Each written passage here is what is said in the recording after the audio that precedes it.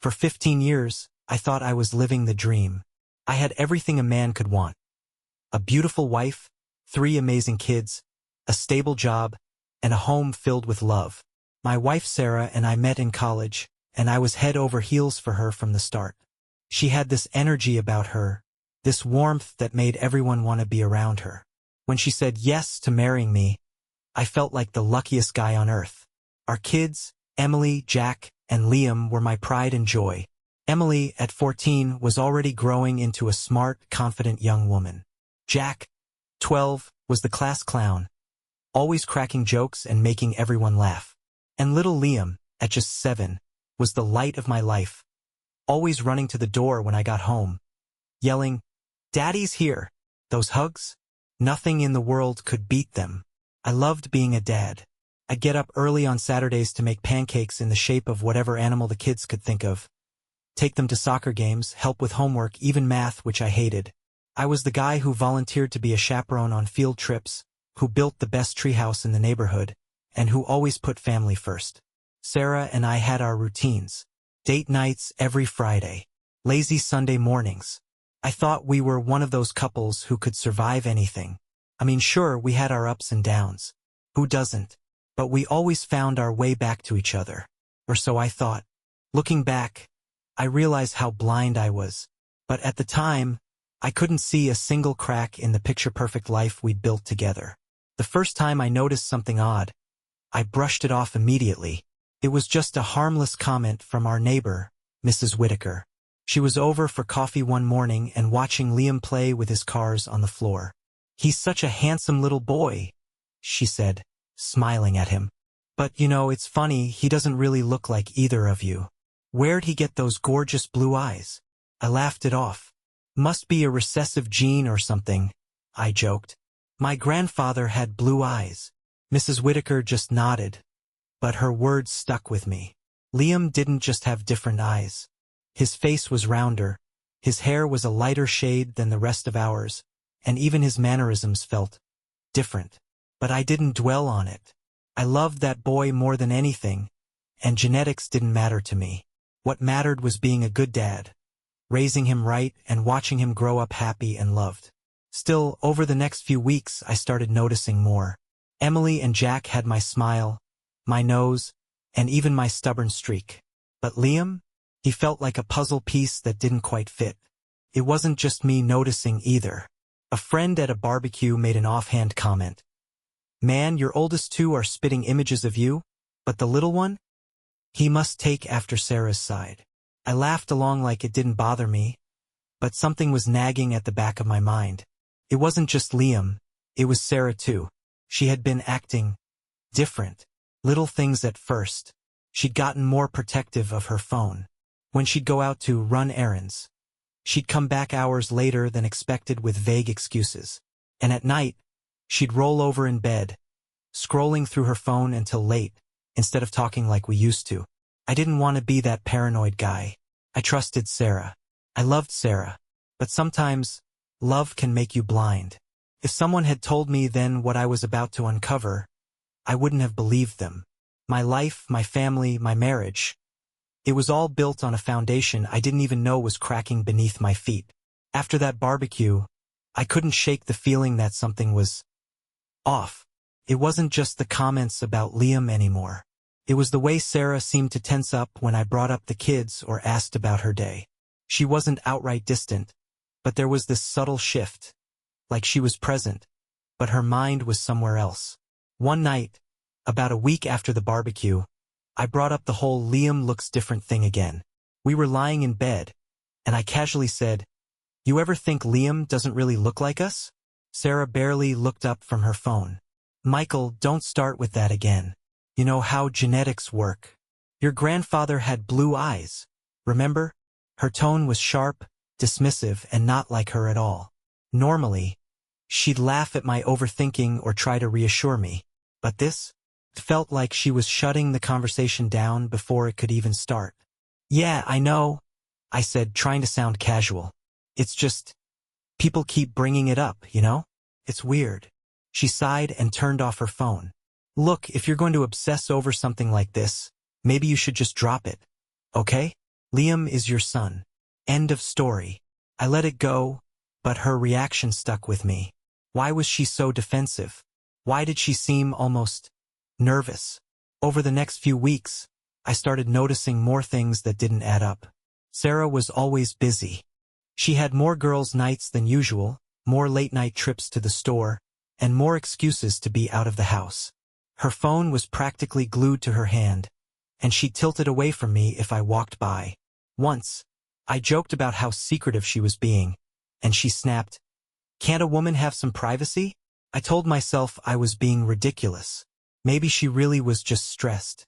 She worked hard, took care of the kids, and maybe I was overthinking everything. But then something happened that I couldn't ignore. One Saturday, Sarah said she was going to run errands and would be back in a couple of hours. She left around noon, but by 4 p.m., she still wasn't home. I texted her, and she replied with a short, "Almost done." But something didn't feel right. At 5:30, I got a call from a friend who worked at a local coffee shop. "Hey, Mike," he said hesitantly. "I don't want to start anything, but I just saw Sarah at the cafe downtown. She was with some guy. I thought you should know." My stomach dropped. "What do you mean, some guy?" I asked, trying to keep my voice steady. "I don't know, man. They were sitting in a corner booth talking. Didn't look like work or anything. Just thought you should hear it from me." I hung up and sat there, staring at the wall. My head was spinning. Sarah had been lying about errands. But who was the guy? What were they talking about? When Sarah finally came home around 6, I was ready to confront her. But as soon as she walked in, Liam came running to her, and Jack and Emily started asking her questions about dinner. I couldn't bring myself to make a scene in front of the kids. Instead, I waited until we were alone in the kitchen. "How were your errands?" I asked, trying to sound casual. "Busy," she said, opening the fridge. "The stores were crazy today." "You stopped by the cafe downtown too?" Her hand froze on the fridge handle. She turned to look at me, her face blank. "What are you talking about?" "A friend saw you there. With a guy," I said, my voice sharper now. For a split second, I saw something flash across her face. Panic? Maybe, but she quickly recovered. "Oh, it was just David from work. We were going over a project. I didn't think it was worth mentioning." "David?" I repeated, my chest tightening. "The guy you said was annoying and never stopped talking about his golf game?" She laughed nervously. "Yeah, that David. Turns out he's not so bad once you get to know him." I didn't believe her, not entirely. But I didn't have proof, and I didn't want to accuse her of something if I was wrong. So I let it go, at least for the moment. But after that, the doubts started eating away at me. Every time she left the house, I wondered where she was really going. Every time her phone buzzed, I wondered who was texting her. And every time I looked at Liam, I couldn't help but see those blue eyes staring back at me, like a reminder of all the questions I couldn't bring myself to ask. By now, I couldn't ignore the nagging voice in my head. Something was wrong and I needed answers. I just didn't know how far I'd have to go to get them, or how much it would cost me in the end. The doubts were like a splinter under my skin. No matter how much I tried to ignore them, they wouldn't go away. Every time Sarah left the house, every time Liam laughed, every time I caught her tilting her phone away from me, it all fed into this growing unease. I wasn't sleeping much anymore. I'd lie awake at night staring at the ceiling, replaying every little interaction, every offhand comment, every inconsistency. One night, while scrolling through my phone at 3 a.m., I came across an ad for an at-home DNA testing kit. Felt like fate. "Curious about your ancestry?" the ad read. But all I could think about was Liam's blue eyes and the way Sarah had brushed off my questions. First, I laughed at myself. Was I really that paranoid? But the longer I stared at the ad, the more I started to rationalize it. This wasn't about suspicion, I told myself. It was just curiosity. Maybe it would put my mind at ease. Maybe I'd finally be able to let this whole thing go. The next day, I ordered the kit. When it arrived a week later, I didn't tell Sarah about it. I didn't even open it right away. It sat on my desk in the home office for 3 days, taunting me. I'd walk past it, glance at the box, and feel this pang of guilt. What kind of husband even considers something like this? But then I thought about the way Sarah had lied about the cafe. I thought about her defensiveness, her secretive behavior, and all the unanswered questions swirling in my head. I finally opened the box. The instructions were straightforward. Swab your cheek, seal the sample, and mail it back. It was almost too easy. I didn't think twice about sending it off. For a brief moment, I felt a strange sense of relief, like I was finally taking control of the situation. But then, a few days later, Sarah found the receipt for the kit. "What's this?" she asked, holding it up while I was watching TV. My heart stopped. "Oh, that? It's just one of those DNA tests," I said casually. "You know, for ancestry stuff." Her eyes narrowed. "Why would you order one of these?" I shrugged. "I've always been curious about my family history. Thought it'd be fun to see if I have any unexpected roots or whatever." She didn't look convinced. "You're not serious, are you? Those tests are a waste of money. And don't you already know enough about your family history?" Her tone was light, but there was something forced about it. "I don't know," I said, trying to play it off. "Just seemed interesting. Plus, Liam's been asking a lot of questions about where we come from. Thought it'd be fun to show him." Her expression flickered, just for a second. "Liam doesn't need some tests to know who his family is," she said, her voice tightening. I frowned. "It's not a big deal, Sarah. Why are you so worked up about it?" "I'm not worked up," she snapped, then quickly softened her tone. "I just think it's unnecessary. That's all." She dropped the subject after that, but her reaction only made me more certain that I needed those results. The waiting was brutal. Every day felt like a lifetime. I tried to keep busy, work, chores, playing with the kids. But the test was always in the back of my mind. I couldn't shake the feeling that I'd opened Pandora's box, and there was no closing it now. Sarah, meanwhile, seemed on edge. She wasn't her usual self. More irritable, more distracted. She'd smile when the kids were around, but when we were alone, there was this tension between us that neither of us acknowledged. I think she knew I suspected something, but neither of us dared to say it out loud. Finally, 3 weeks later, the results came in. I'll never forget that moment. I was sitting at my desk, staring at the email notification. My hands were shaking as I clicked it open. The results were clear as day. Liam wasn't my biological son. I felt like the floor had dropped out from under me. My heart was pounding so hard I thought I might pass out. I reread the results over and over, hoping I'd missed something, that there was some kind of mistake. But there wasn't. The test didn't lie. For a moment, I tried to rationalize it. Maybe there was a mix-up at the hospital? Maybe the test was wrong? But deep down, I knew. And then, like a tidal wave, another thought hit me. If Liam isn't mine, what about Emily and Jack? I didn't want to believe it, but I couldn't stop myself. I ordered kits for them, too. I didn't tell Sarah. I didn't tell anyone. I just needed to know the truth, no matter how much it hurt. Over the next few weeks, I lived in a fog.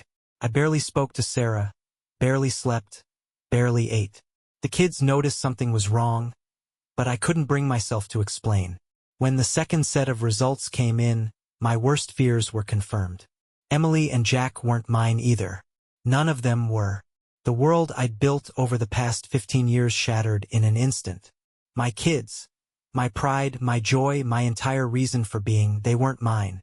And Sarah, the woman I thought I knew better than anyone, she'd been lying to me all along. I sat there in my office, staring at the results, feeling like I couldn't breathe. My entire life had been a lie. But I wasn't going to let this go. Not yet. Sarah had some explaining to do. I sat in my office for what felt like hours, staring at the screen, rereading the results as if they'd somehow change. Liam, Emily, Jack, none of them were biologically mine. 3 kids, 15 years, and not a single drop of my blood tied me to them. The weight of it was crushing. My mind raced with questions. How? Why? For how long? The initial shock gave way to anger.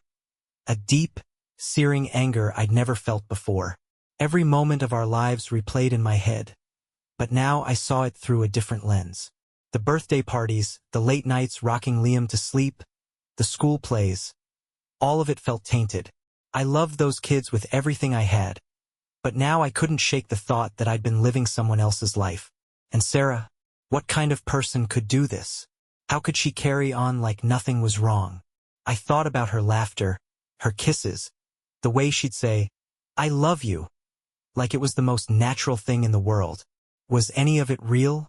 I knew I couldn't keep this bottled up. Sarah needed to face the truth, and so did I.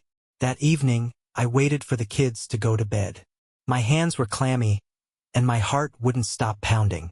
When Sarah finally came into the living room, I was already sitting there, clutching the printed DNA results in my hands. "We need to talk," I said, my voice cold and unfamiliar. She paused, sensing the seriousness in my tone. "Okay," she said cautiously, sitting across from me. I didn't waste any time. I slid the results across the coffee table toward her. "Explain this." She glanced at the papers, confused at first. But as her eyes scanned the page, her face paled. Her hands started to tremble. "Michael, No," I cut her off, my voice rising. "Don't you dare start with excuses. I want the truth, Sarah. All of it. Now." For a moment, she just stared at me, tears welling in her eyes. "I can explain," she finally whispered. "Explain." I laughed bitterly. "Explain how all 3 of our kids aren't mine? Explain how you've lied to me for 15 years? Go ahead, Sarah. I'm all ears." She broke down then, sobbing into her hands. First, she wouldn't even look at me, but I wasn't going to let her off the hook that easily.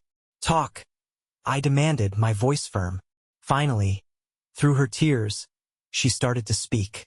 "It was a mistake. The first time," she said, her voice barely audible. "We were newly married, and I was scared. I didn't know if we'd make it. I felt lost." "Lost," I repeated, my anger boiling over.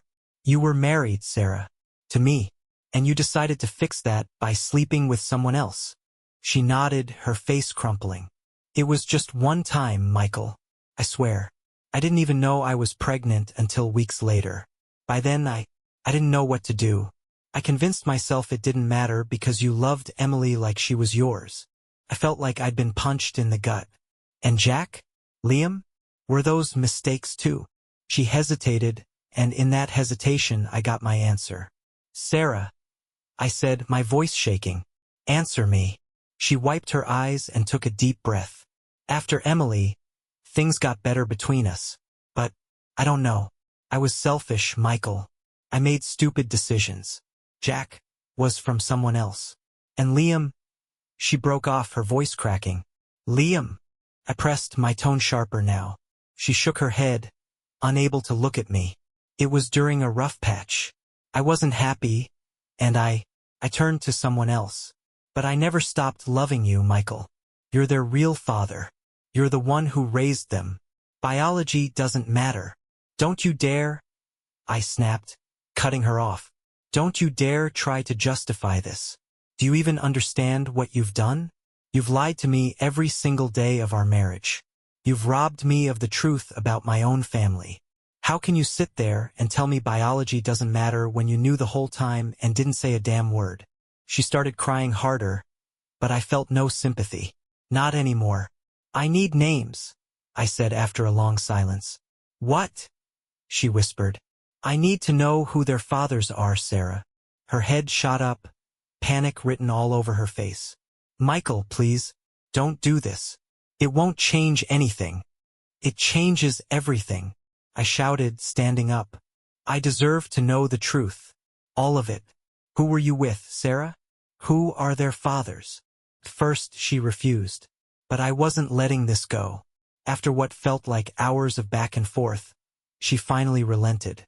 Emily's biological father was a man Sarah had a brief fling with before we moved to our current town.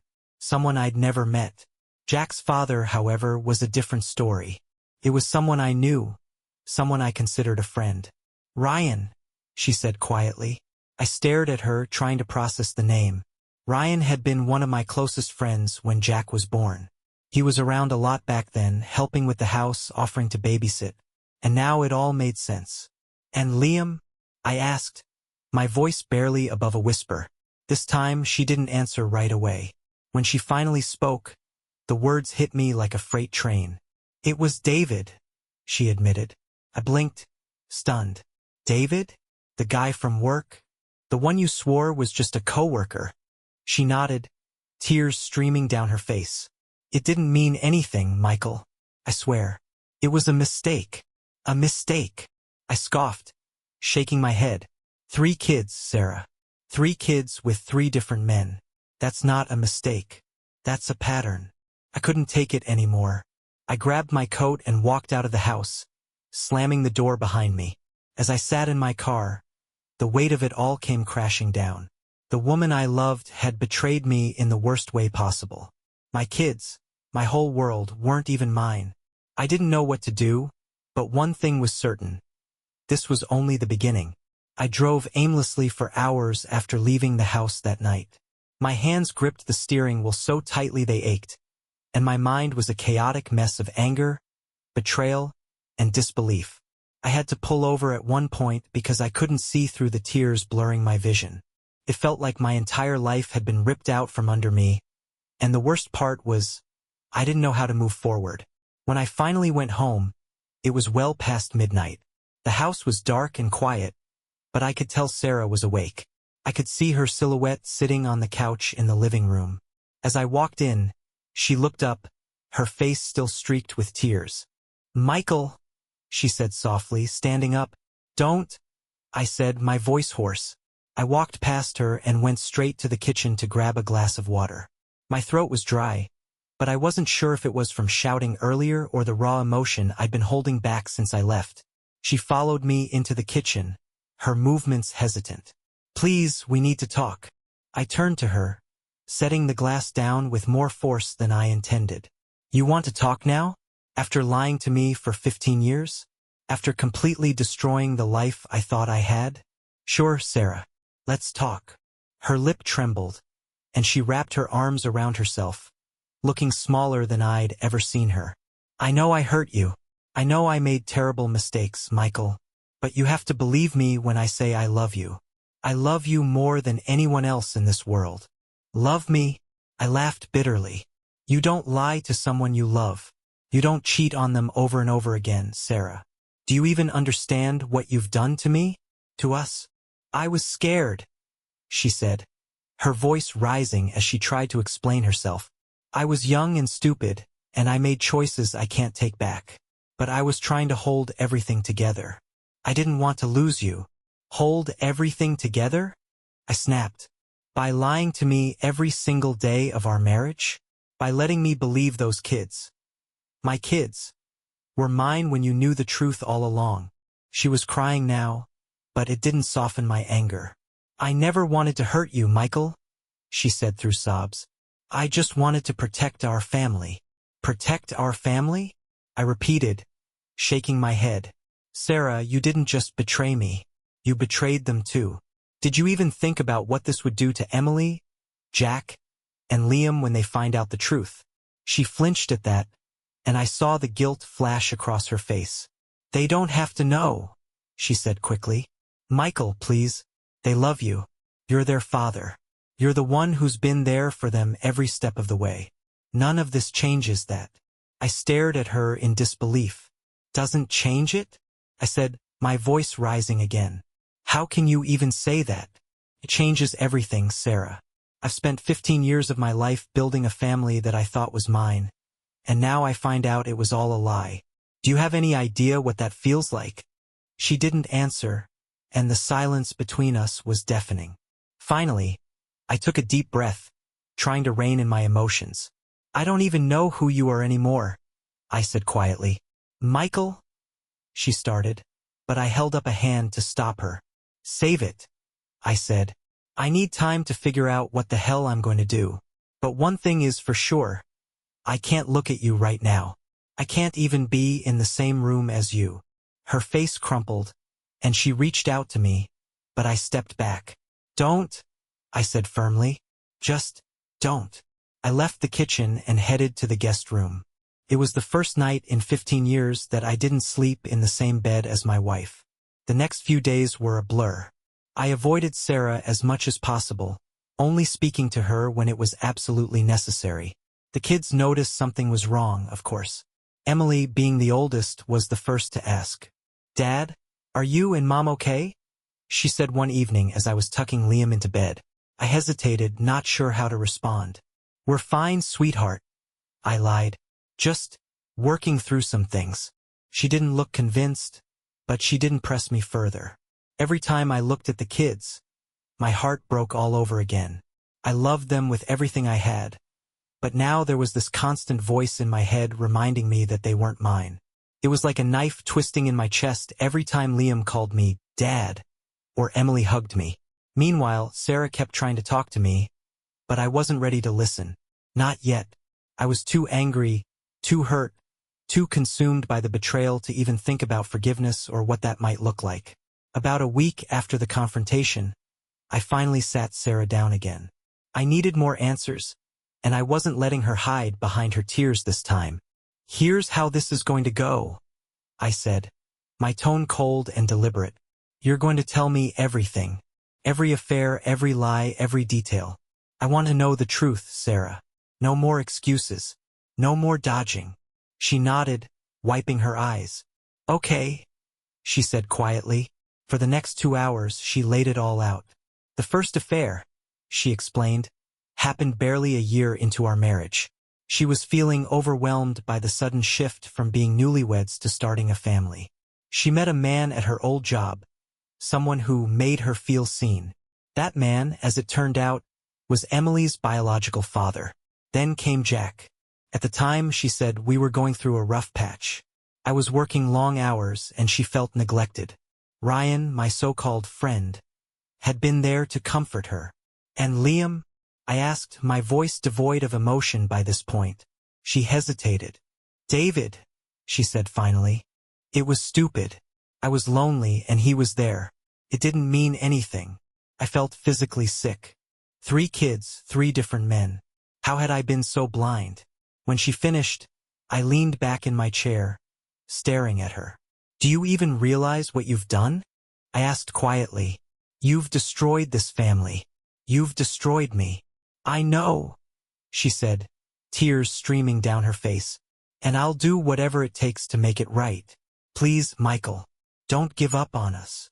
But as I sat there, looking at the woman I'd once trusted with my whole heart, I wasn't sure there was anything left to save.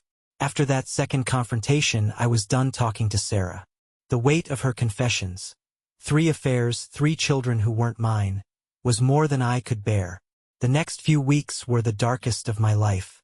I'd always thought of myself as a strong person, someone who could handle anything.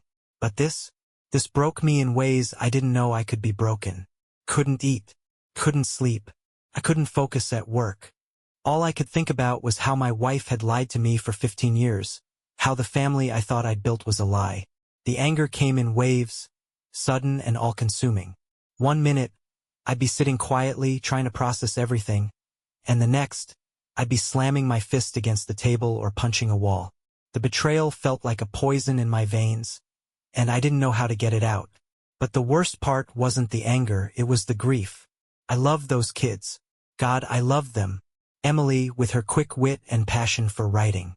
Jack, with his goofy sense of humor and endless curiosity. Liam, my baby boy, who still crawled into my lap during movie nights. They were my world. And now, every time I looked at them, I felt this ache in my chest. I'd spent years pouring my heart and soul into raising them. And now I didn't even know where I stood. Was I still their father? Did I even have the right to call myself that? Sarah, for her part, tried to give me space. She was walking on eggshells, tiptoeing around the house, barely speaking unless it was about the kids. I think she was afraid I'd walk out for good. And honestly, I thought about it more times than I care to admit. One night, after the kids had gone to bed, I sat alone in the living room, staring at a photo of us from a family vacation last summer. We'd gone to the beach, and Sarah had insisted on taking a picture of all of us building a sandcastle together. I looked at the smiles on their faces, the laughter frozen in time, and I couldn't stop the tears from falling. It was all a lie. But the memories, they were real, weren't they? The time I taught Emily how to ride a bike. The nights I stayed up late helping Jack build his science fair projects. The mornings Liam climbed into bed with us, his little arms wrapped around my neck. Those moments weren't fake. I loved them like they were my own. And the truth was, I didn't know how to stop. In the middle of the storm, I started reaching out to friends. People I hadn't spoken to in months, even years. I needed someone to talk to. Someone who could help me make sense of everything. One night, I called my best friend, Mark. He'd been my rock during some tough times in the past, and I figured if anyone could give me advice, it was him. "Man, I don't even know what to say," Mark said after I told him everything. I don't even have words, Mike. That's brutal." "Yeah," I said bitterly. "It's a mess." There was a long pause on the other end of the line. Then Mark said, "Look, I don't know what you're going to do about Sarah, but let me ask you this. How do you feel about the kids?" "What do you mean? Are you thinking about leaving them too? Cutting ties completely?" The question hit me like a punch to the gut. I'd been so focused on Sarah's betrayal that I hadn't allowed myself to seriously consider what would happen with the kids. "I don't know," I admitted. "Every time I look at them, it's like I'm reminded of what she did. But they don't know any of this. They don't deserve this." "Exactly," Mark said. "They're innocent in all of this. And I know it's not my place to tell you what to do, but I've seen you with those kids, Mike. You're a great dad. DNA doesn't change that." I didn't say anything, but his words stuck with me long after the call ended. The next day, I took a drive to clear my head. I ended up at a park where I used to take the kids when they were younger. I sat on a bench, watching a dad push his little girl on a swing, and I couldn't help but think about all the times I'd done the same with Emily and Jack. That's when it hit me. No matter what the DNA test said, I was their father. I'd been there for every scraped knee, every sleepless night, every milestone. I couldn't walk away from them, not because of Sarah's mistakes, but that didn't mean I could forgive her. When I got home that night, Sarah was waiting for me in the kitchen. She looked like she hadn't slept in days. "Can we talk?" she asked tentatively. I nodded, sitting down at the table across from her. "I know I don't deserve it, but I need to say this," she began. "I am so sorry for everything I've done. I've hurt you in ways I can't even begin to imagine, and I don't expect you to forgive me. But I love you, Michael. I love this family, and I'm willing to do whatever it takes to fix this." I looked at her, my face unreadable. "You can't fix this, Sarah. What you did, it broke us. And I don't think I'll ever be able to trust you again." Tears welled up in her eyes, but I kept going. "That being said, this isn't just about us. It's about the kids. I love them, and I'm not walking away from them. I'll always be their father. But you and me? I don't know if we can come back from this." She nodded slowly, tears streaming down her face. "I understand," she whispered. For the first time in weeks, I felt a strange sense of clarity. I didn't have all the answers, but I knew one thing for sure. I wasn't going to let Sarah's betrayal define my relationship with the kids. They were my family, no matter what. As much as I wanted to close the chapter on Sarah's betrayal and focus on the kids, I couldn't shake the gnawing feeling that there was more I didn't know. Her confessions had been brutal, but something about the way she delivered them felt incomplete, like she was holding back, choosing her words carefully to minimize the damage. I needed answers. One night, after the kids had gone to bed and Sarah was holed up in the bedroom, I sat down with a notebook and started going over everything she'd told me. The timeline of her affairs didn't fully add up. Some of her explanations felt vague, like she was glossing over details. And then there was the question of the other men. Emily's biological father, Ryan, and David. How much had they known? I decided to start with Ryan. He'd been a friend once, back when Jack was born, and I needed to hear the truth from him. The next day, I tracked down Ryan's number. It had been years since we'd spoken, and calling him felt like digging up a ghost. My hand hovered over the phone for a moment before I pressed the call button. "Hello." Ryan's voice was casual, like he wasn't expecting a confrontation. "It's Michael," I said flatly. There was a pause. Then, "Michael? Wow man, it's been a long time. How've you been? Cut the crap, Ryan. I snapped. I know about you and Sarah. About Jack. Silence. Ryan. I swear to God, if you don't start talking. Okay. Okay. He interrupted, his tone shifting to something more serious. Look, I'm sorry, alright? I never wanted you to find out like this. So it's true, I said, my stomach sinking. Hearing him admit it made it feel real all over again. It was a long time ago, he said quickly. Sarah and it just happened. She said you two were going through a rough patch, and I guess I let my guard down. Let your guard down? I said bitterly. You slept with my wife, Ryan. That's not exactly a slip. He sighed. I know, and I've regretted it ever since. But I didn't know Jack was mine until Sarah told me, years later. My grip tightened on the phone. She told you? Yeah. She said she'd done a DNA test when Jack was a baby and that he was mine. But she also said you were raising him, and she didn't want to disrupt your family. She made me promise not to tell you. I couldn't believe what I was hearing. Not only had Sarah lied to me, but she'd let Ryan in on the secret while keeping me in the dark.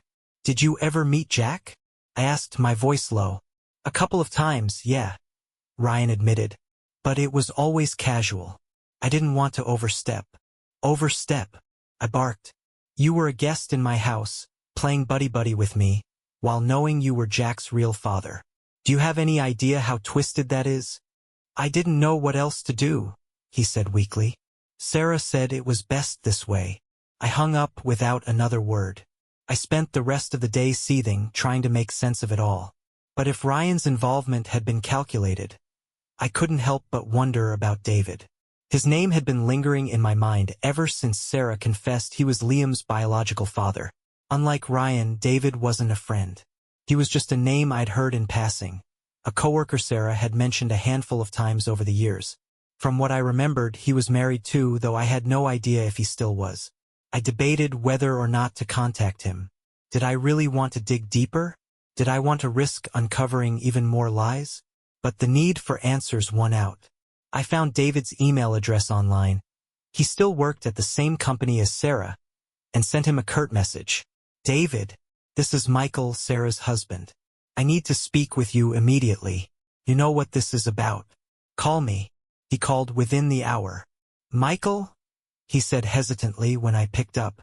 That's me, I said. And you know why I'm calling. There was a long pause. Then he sighed. Yeah, I figured this day would come eventually. Spare me the dramatics, I said coldly. I want the truth. Everything. How long were you and Sarah involved? It wasn't serious, he stammered. It was just a fling. A couple of months. We were working late on a project, and one thing led to another. And Liam? Pressed. I didn't know he was mine until Sarah told me, he said quickly. She said she wasn't sure at first, but once she figured it out, she asked me to keep it quiet. She said you were a great father and that it didn't matter who the biological father was. My blood boiled. The same excuse over and over. Sarah had manipulated all of us, spinning lies to protect her perfect little world. Have you ever met Liam? I asked. No, he said. Sarah thought it would be better if I stayed out of it. She said you were already doing a great job raising him, and I didn't want to make things complicated. I wanted to scream. Liam was my son in every way that mattered, and yet this man, this stranger, had a claim on him that I couldn't deny. That night, I confronted Sarah again. I couldn't keep it bottled up anymore. You told Ryan the truth, I said, my voice trembling with anger. You told David the truth, but you couldn't tell me? She looked like a deer caught in headlights. Michael, don't, I snapped. I talked to both of them, Sarah. They know more about my family than I do. Do you have any idea how humiliating that is? I didn't want to hurt you, she said, tears streaming down her face. Don't you get it? You hurt me the moment you decided to lie. You didn't just betray me. You betrayed our kids, you betrayed our marriage, and you betrayed the life we built together. She collapsed into a chair, sobbing, but I didn't comfort her. Couldn't. For the first time since this nightmare began, I realized there was no salvaging our marriage. It wasn't just the infidelity. It was the web of lies, the manipulation, the years of deception. I couldn't forgive that. But the kids? They were a different story. No matter what Sarah had done, they were still my family. And I wasn't going to let her take that away from me. In the weeks that followed, the house felt like a war zone. Not in the sense of shouting or fighting, but in the deafening silence that had taken over. Sarah and I barely spoke unless it was about the kids. I stayed in the guest room, while she tiptoed around the house like a ghost. And the kids? They knew something was wrong. Emily, being the oldest, was the first to ask outright. One evening, she cornered me in the kitchen while I was making dinner. "Dad," she said, her voice careful but firm. "What's going on with you and Mom?" I froze, the spatula in my hand hovering over the pan. I didn't want to lie to her, but how could I tell her the truth? "We're just working through some things," I said, avoiding her gaze. She crossed her arms, her expression skeptical. "That's what Mom said too. But it's more than that, isn't it? You barely talk to each other anymore. You don't even eat dinner with us." Her words hit me like a punch to the gut. She wasn't wrong. I had been pulling back. Not just from Sarah, but from all of them. "Emily," I said, turning to face her. "Sometimes grown-ups go through things that are hard to explain, but I promise, no matter what, I'll always be here for you and your brothers. Okay?" She nodded slowly, but the look in her eyes told me she wasn't convinced. The guilt was suffocating. I knew I needed to step up, to be there for the kids like I always had. But every time I looked at them, I felt this painful knot in my chest. I loved them so much, but now I couldn't stop the intrusive thoughts, the reminders that they weren't biologically mine. It wasn't their fault. They had no idea about the DNA tests or the lies Sarah had told. To them, I was still Dad. But in my head, the betrayal cast a shadow over everything. One night, I was helping Jack with his math homework when he looked up at me and said, "Dad, are you mad at us?" The question caught me off guard. "What? No, buddy. Why would you think that?" He shrugged, fiddling with his pencil. "You've just been different lately, like you're sad all the time. Did we do something wrong?" My throat tightened. "Oh, Jack," I said, pulling him into a hug. "You didn't do anything wrong. I've just been dealing with some stuff, but it's not your fault. I love you, kiddo. Don't ever forget that." He hugged me back, and for a moment, the weight lifted. But as soon as he went back to his homework, the guilt came crashing down again. Sarah and I eventually had to have a conversation about how we were going to handle things with the kids. One night, after the kids were in bed, she knocked softly on the door to the guest room. "Can we talk?" she asked. I nodded reluctantly, motioning for her to come in. She sat on the edge of the bed, twisting her hands nervously. "Michael, I know you're angry with me. I know I've hurt you in ways I can't take back. But we need to figure out how to move forward, for the kids' sake." Her words stung because she was right. No matter how much I hated what she'd done, we still had 3 kids who needed us. "I've been thinking about that," I said, my voice tight. "And I've made a decision." She looked at me, her expression wary. "I'm filing for divorce," I said flatly. "There's no saving this, Sarah. You destroyed any trust one had in you, and I can't pretend like things can just go back to the way they were." Tears welled up in her eyes, but she nodded. "I understand. But," I continued, "I'm not walking away from the kids. I don't care what those DNA tests say. I raised them. They're mine. And I'm not going to let your mistakes take that away from me." She broke down then, sobbing into her hands. "Thank you," she choked out. "Thank you for not leaving them. They need you, Michael. They love you so much." I didn't respond. Couldn't. Part of me wanted to comfort her, but another part of me still felt too raw, too betrayed to offer any kindness. The next few weeks were some of the hardest of my life. I officially filed for divorce, and Sarah moved into the guest room while we worked out the logistics of separating. We agreed not to tell the kids about the divorce until everything was finalized, but it was clear they could sense the tension. I threw myself into being a dad, trying to make up for the emotional distance I'd been putting between myself and the kids. I took them out for ice cream, helped with school projects, and started making time for movie nights again. But even as I tried to rebuild those connections, the doubts lingered. Every time I looked at Liam's blue eyes or Jack's mischievous grin, I felt a pang of sadness. It wasn't their fault, but I couldn't stop wondering about their biological fathers. Did Ryan ever think about Jack? Did David ever feel guilty about Liam? It was a constant battle in my head, one that I wasn't sure I could win. One evening, as I was tucking Liam into bed, he looked up at me and said, "Dad, are you gonna leave us?" The question hit me like a freight train. "Why would you think that, buddy?" I asked, trying to keep my voice steady. "I heard Emily talking," he said, his little voice trembling. "She said you and Mom are fighting a lot, and she's scared you're gonna leave." I sat down on the edge of his bed, pulling him close. "Liam, listen to me. No matter what happens between me and Mom, I'm never leaving you. Okay? You're my son, and I'll always be here for you." He nodded, his face buried in my chest. "Promise." "I promise," I said, my voice thick with emotion. As I held him, I realized something important. Being a father isn't about DNA. It's about showing up. It's about being there for your kids, no matter what. And no matter how much Sarah's betrayal had hurt me, I wasn't going to let it define my relationship with them. By the time the divorce process was officially underway, I'd made peace with one thing. I wasn't going to let Sarah's betrayal take my kids away from me. I'd raised them, loved them, and been there for every scraped knee and sleepless night. I might not have been their biological father, but I was still their dad. What I hadn't made peace with, however, was Sarah. Living under the same roof with her was like walking through a minefield every day. I'd see her in the kitchen or sitting with the kids, and it took everything in me not to snap at her or bring up the lies again. It wasn't just anger anymore, it was resentment. The guilt, though, was always there too. Every time I felt distant from the kids, I'd remind myself that none of this was their fault. They didn't ask to be dragged into the middle of this mess.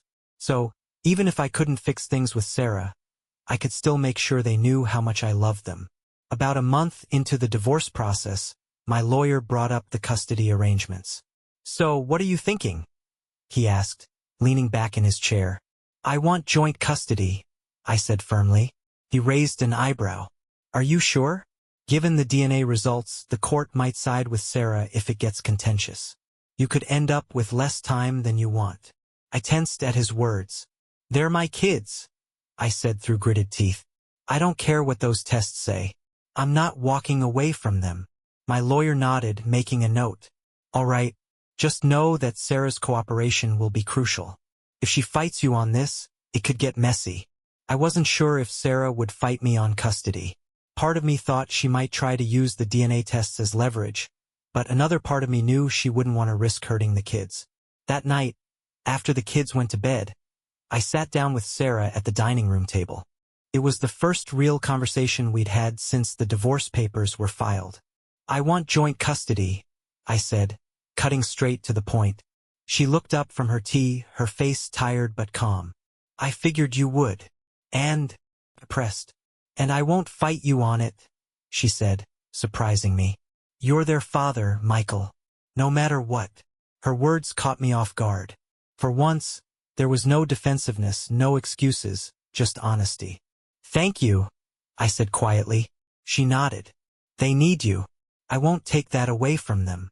I wanted to believe her, but I couldn't shake the lingering distrust. Still, her agreement was a relief. At least I wouldn't have to drag the kids through an ugly custody battle. In the days that followed, I started thinking more seriously about what life would look like after the divorce. Where would I live? How would we split the holidays? Would the kids be okay with this new arrangement? I wasn't just worried about logistics. I was worried about the emotional toll it would take on the kids. Emily was old enough to understand what divorce meant, but Jack and Liam, they were still so young. One night, as I lay in bed, I found myself scrolling through old photos on my phone. There was one picture that stopped me in my tracks. It was from a camping trip we'd taken a few years ago. The 5 of us were sitting around a campfire roasting marshmallows. Emily was laughing at something Jack had said, and Liam was sitting in my lap, grinning from ear to ear. It was a reminder of the family we used to be, the life I thought I had. And as painful as it was to look at, it also reminded me why I couldn't give up. The next morning, I made a decision. I wasn't just going to survive this divorce. I was going to rebuild my life. For me, for the kids, for the future. As the divorce process dragged on, Sarah and I worked out the details of co-parenting. We agreed to alternate weeks with the kids and to keep the holidays as fair as possible. We also agreed not to tell the kids the full truth about the DNA tests, at least not yet. They don't need to know, Sarah said one evening as we finalized the custody plan. It would only hurt them. She wasn't wrong, but it still felt like a lie by omission. I just don't want them to feel like they're caught in the middle, she continued. I nodded reluctantly. Fine. But if they ever ask, I'm not lying to them. One of the hardest parts of adjusting to the new normal was moving out of the family home. I couldn't afford to keep the house on my own, and staying there with Sarah wasn't an option. So, I found a small apartment nearby, a modest 2-bedroom that felt like a far cry from the home I'd built with my family. The first night in the new place was rough. The silence was unbearable, and the emptiness felt suffocating. I sat on the couch, staring at the boxes I hadn't unpacked, and wondered if I'd made the right decision. But then, a few days later, the kids came over for the first time. They were hesitant at first, but once they saw the second bedroom, decorated with their favorite colors and posters, they started to settle in. Can we get pizza tonight? Jack asked, his eyes lighting up. Of course, I said, smiling for what felt like the first time in weeks.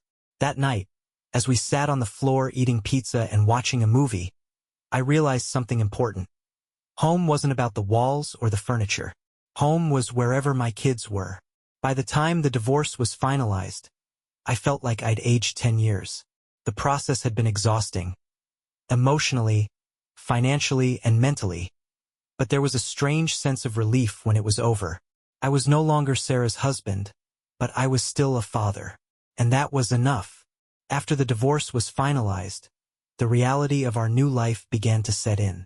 The kids were starting to adjust to the back-and-forth schedule, 1 week with me, 1 week with Sarah, but the tension in the air was undeniable. They knew something had changed, even if we hadn't sat them down to explain everything yet. I couldn't keep putting it off.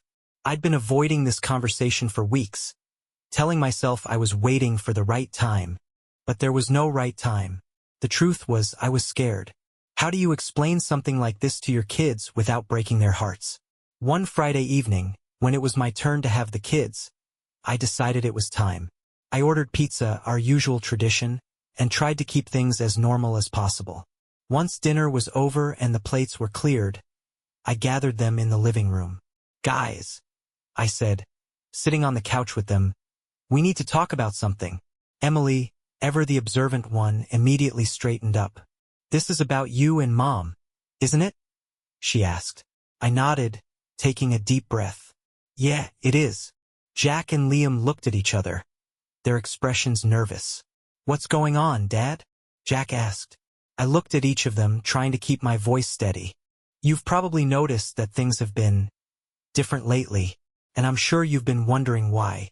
The truth is, your mom and I have decided to get a divorce. The words hung in the air, heavy and final. Liam's eyes widened. What does that mean?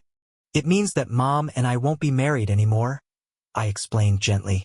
We'll be living in different houses like we are now. But no matter what, we both love you very much, and that's never going to change. Jack frowned. So, you're not getting back together? No, buddy, I said softly. We're not. Emily's face was unreadable, but I could see the wheels turning in her head. Is that why you moved out? She asked quietly. I nodded. Yes, but that doesn't mean I'm going anywhere. I'm still your dad, and I'll always be here for you. Liam started to cry. He didn't say anything, just climbed into my lap and buried his face in my chest. I held him tightly, my heart breaking all over again. Jack sat silently, his head down, while Emily looked like she was trying to hold herself together. Why? Emily finally asked, her voice trembling. Why are you getting divorced? I hesitated. How much could I tell them without making things worse? I couldn't tell them about the DNA tests or Sarah's betrayals. Not yet. They weren't ready for that, and honestly, neither was I. Sometimes, I said carefully, two people realize that they're better off not being married. It doesn't mean we don't care about each other. It just means we can't be together the way we used to be. Emily's expression hardened. Did someone do something? She asked bluntly. My stomach twisted. She was smart, too smart. I could tell she wasn't going to let this go easily. It's complicated, I said after a moment. But what matters is that this isn't your fault. None of it is. This is between me and your mom. The rest of the evening was quiet. Liam eventually fell asleep in my arms, and Jack and Emily retreated to their rooms. I stayed up late, sitting on the couch and staring at nothing in particular, feeling drained. The next morning, Emily came to me while the boys were still asleep. "Dad?" she said, standing in the doorway of the kitchen. "Yeah, sweetheart." She hesitated, then stepped closer. "Are you okay?" Her question caught me off guard. I'd been so focused on their feelings that I hadn't stopped to think about how I must have looked to them. "I'm okay," I said, forcing a small smile. "Why do you ask?" "You just seem sad," she said, looking down at her feet. "Even before all this, you and Mom were acting weird for a long time." I sighed, pulling out a chair for her to sit down. "It's been a hard time for both of us," I admitted. "But I'm working through it. And you don't have to worry about me. Okay? My job is to take care of you, not the other way around." She nodded slowly but didn't look convinced. "It just feels like everything's changing." "I know," I said, reaching out to squeeze her hand. "But some things will never change. I'm still your dad. I still love you. And that's never going to go away." Her lip quivered, but she nodded. "I love you too, Dad." Over the next few days, the kids started to adjust to the news. There were still moments of sadness and confusion. Jack asked me one night if I was mad at Mom, and Liam kept asking when I was coming back to live with them. But slowly, they began to settle into the new routine. Sarah and I stayed civil even when it was hard. We kept our focus on the kids and tried to create as much stability as possible. But every time I saw her, the bitterness and hurt bubbled just under the surface. Telling the kids had been one of the hardest things I'd ever done, but in a way it felt like a weight had been lifted. I didn't have to hide the truth about the divorce anymore, and I could finally focus on building a new life, for me and for them. I still wasn't sure how I was going to move forward, but I knew one thing for certain. I wasn't going to let the past define my future. The first few months after the divorce felt like trying to rebuild a house after a tornado. There was so much debris, broken trust, lingering resentment, and wounds that felt impossible to heal. But life doesn't stop because you're hurting, especially when you have kids depending on you. I threw myself into creating a sense of stability, not just for the kids but for myself. The apartment started to feel less like a temporary crash pad and more like home. I let the kids help decorate their room, which quickly became a chaotic mix of Emily's books, Jack's posters of superheroes, and Liam's stuffed animals scattered everywhere. It wasn't perfect, but it was ours. The first time they spent the night with me after the divorce was official, I was terrified. I was afraid they'd cry, afraid they'd ask hard questions, afraid they'd miss their mom and feel like I wasn't enough. But as the night went on, something incredible happened. We ordered takeout and built a fort in the living room out of blankets and pillows. Jack and Emily argued over what movie to watch, and Liam fell asleep halfway through with his head on my shoulder. By the end of the night, I realized something important. The kids didn't care about how fancy or put together everything was. They just wanted to be with me. As time went on, I started to feel more like myself again. I reconnected with old friends, people I'd drifted away from during the chaos of marriage and parenthood. Mark, my best friend, became a lifeline. We'd meet up for beers, and he'd listen without judgment as I vented about everything. "Man," he said one night, shaking his head, "you've been through the ringer, but you're still standing. That counts for something." "Barely," I said with a laugh, but deep down, I knew he was right. I was still here, still fighting, still trying. I also started seeing a therapist, a move I'd resisted for a long time because I thought I didn't need it. But those sessions became a safe space to process everything. The betrayal, the anger, the guilt, and the fear of the future. My therapist helped me understand that grief wasn't something I had to get over. It was something I had to work through one day at a time. Co-parenting with Sarah was complicated. We kept things civil for the kids' sake, but there were moments when the tension was unbearable. Dropping the kids off at her house always felt awkward, like I was walking into enemy territory. One afternoon, when I came to pick up the kids, Liam ran to me with a big grin. "Dad, Mom said we can go to the zoo next week." "Sounds great, buddy," I said, ruffling his hair. Sarah appeared in the doorway, and for a moment we just looked at each other. "Thanks for being flexible with the schedule," she said softly. I nodded, not trusting myself to say much more. There were still too many raw emotions between us, too much history to unpack. But as time went on, we found a rhythm. We kept our communication focused on the kids, school schedules, doctor's appointments, birthday parties. It wasn't easy, but it worked. The kids were adjusting, too. Emily threw herself into her writing, even winning a school contest for a short story she'd written. Jack joined the soccer team, and I made sure to be at every game, cheering him on from the sidelines. Liam, ever the bundle of energy, insisted on starting karate lessons, and I was more than happy to sit through his chaotic beginner classes. One night, as I was tucking Liam into bed, he looked up at me and said, "Dad, are we going to be okay?" His question broke my heart, but I smiled and nodded. "Yeah, buddy, we're going to be okay.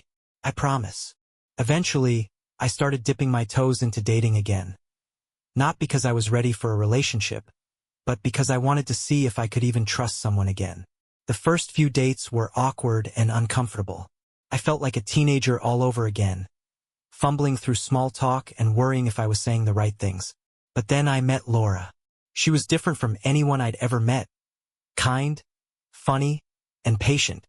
When I told her about my kids, she didn't flinch. When I eventually opened up about my divorce, she listened without judgment. "What you've been through is awful," she said one night, holding my hand. "But you're not broken, Michael. You're just a man who's trying his best. And that's enough." Her words stayed with me. Laura and I took things slow. I wasn't ready to introduce her to the kids right away, and she respected that. But as the months went by, I found myself opening up to her more and more. She helped me see that I wasn't defined by Sarah's betrayal or the DNA tests. I was more than that. The first time she met the kids, I was a nervous wreck. But they took to her quickly, especially Liam, who insisted on showing her his karate moves. By the end of the evening, I realized that maybe, just maybe, there was hope for a new chapter. By the 1-year mark of the divorce, life felt different. Still messy, still complicated, but better. I wasn't the same man I was before everything fell apart, but I'd learned how to move forward. The kids and I had built a new kind of family, one that wasn't perfect but was filled with love. And for the first time in a long time, I felt like I could breathe again. A year after the divorce was finalized, I sat on the couch in my apartment, scrolling through photos on my phone. There was one from last weekend, a picture of Liam, Jack, and Emily sitting on a bench at the zoo, laughing at something ridiculous Jack had said. Laura had taken the photo. Looking at it, I couldn't help but feel a mix of emotions. The love I felt for my kids was as strong as ever, but there was also a lingering sadness, a reminder of what I'd lost, of the family I thought I had. But the longer I stared at the picture, the more I realized something important. I still had a family. It wasn't the same as before, but it was mine. Sarah and I had finally settled into a co-parenting routine that worked. There were occasional hiccups, of course, miscommunications about schedules or disagreements about school decisions. But we'd learned to set aside our differences for the kids' sake. The relationship between us was cordial, but distant. We rarely spoke about anything other than the kids, and I preferred it that way. Every now and then, she'd make a passing comment about the good times, or try to apologize again, but I never let the conversations go far. One evening, when I was dropping the kids off at her house, she stopped me at the door. "Michael," she said, her voice soft, I just want you to know how much I appreciate everything you've done for the kids. I know I don't deserve your forgiveness, but you're right, I interrupted, my tone firm but not unkind. You don't. But this isn't about you or me anymore. It's about them. And that's all it's ever going to be about. She nodded, tears welling in her eyes, but I didn't stay long enough to see them fall. The kids were thriving in their new routine, and that was what mattered most to me. Emily had started submitting her stories to writing contests and was even thinking about applying to a summer program for young writers. Jack was climbing the ranks on his soccer team, and Liam had earned his yellow belt in karate. They still asked questions from time to time, mostly Jack and Emily. They wanted to understand why things had fallen apart between me and Sarah. I always told them the same thing. Sometimes, people make mistakes that can't be fixed. But those mistakes don't change how much your mom and I love you. It wasn't the full truth, but it was enough for now. Laura had become a steady presence in my life and eventually in the kids' lives too. She wasn't trying to replace Sarah, and she made that clear from the start. She was just there, kind, supportive, and willing to navigate the complicated dynamics of a blended family. One evening, while Laura and I were cooking dinner, Emily wandered into the kitchen and leaned against the counter. "Laura," she said, her tone hesitant, "can I ask you something?" "Of course," Laura said, smiling warmly. "What made you want to be with my dad? I mean, after everything he went through." Laura glanced at me, then back at Emily. "Because he's a good man," she said simply. "He loves you and your brothers more than anything in the world. And even when life threw him something really hard, he didn't give up. That kind of strength, it's pretty special." Emily thought about that for a moment, then nodded. "Yeah," she said, smiling faintly. "It is." Over time, I started to feel something I hadn't felt in a long time. Peace. The bitterness and anger that had consumed me after Sarah's betrayal were fading. I wasn't naive. I knew there would always be scars, always be moments when the pain resurfaced. But those moments were becoming fewer and farther between. One night, after the kids had gone to bed, I sat out on the balcony of my apartment with Laura. We sipped wine and listened to the quiet hum of the city below. "You okay?" she asked, breaking the comfortable silence. I nodded. "Yeah. For the first time in a long time, I think I actually am." She smiled and reached for my hand. The real turning point came a few months later, at Liam's 8th birthday party. We decided to host it at the park so both sides of the family could come. Sarah and I had agreed to keep things amicable for the day, and surprisingly, it worked. As I watched Liam tear into his presence, surrounded by his siblings, friends, and both parents, I felt a wave of gratitude. Life didn't look the way I thought it would, but in that moment it felt okay. After the party, as we were cleaning up, Liam ran over to me and threw his arms around my waist. "Best birthday ever, Dad," he said, his face beaming. "Yeah," I said, ruffling his hair. "Yeah," he said. Then, looking up at me with those blue eyes that used to feel like a reminder of betrayal, but now just felt like him, he added, "I'm glad you're my dad." I hugged him tightly, my throat tightening with emotion. "I'm glad I'm your dad too, buddy. Life isn't perfect. It never will be. But it's full of moments like that. Moments that remind me what really matters." I still think about the past sometimes. I still wonder how things might have been different if Sarah had made different choices, or if I'd seen the signs sooner. But I've stopped letting those thoughts consume me. I've built something new. A life filled with love, laughter, and hope. It's not the life I planned, but it's a life worth living. And as I look at my kids, my family, and the future ahead, I know one thing for sure. I'm going to be okay. If you enjoyed this story and want to see more dramatic and intriguing tales, don't forget to hit the like button and subscribe to the channel. Your support means the world to me and helps bring more exciting content your way. Also, share your thoughts in the comments. What would you do in this situation? See you in the next story.